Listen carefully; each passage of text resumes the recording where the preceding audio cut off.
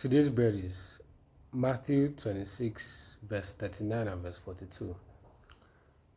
Going a little farther, he fell with his face to the ground and prayed, "My Father, if it is possible, may this cup be taken away from me, yet not as I will, but as you will."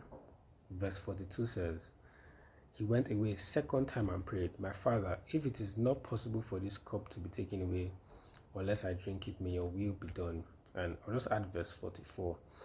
Verse 44 says, he went and prayed the third time, saying the same thing. So what Jesus wanted was his own will, which was for the cup to pass away. And the cup was him going to cross and suffering all the suffering he suffered. And he wanted it to pass because he saw how the suffering would be and all of that.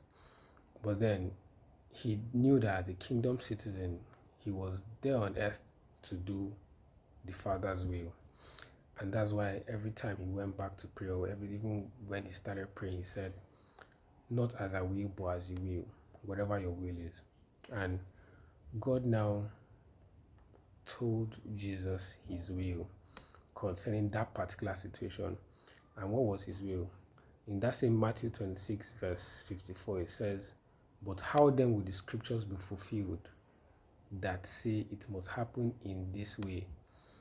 So, in the place of prayer, Jesus figured out what God's will was concerning this particular situation of him going to the cross, of him drinking the cup. And then he figured out that the will is for him to go to the cross, drink the cup, so that the scriptures will be fulfilled.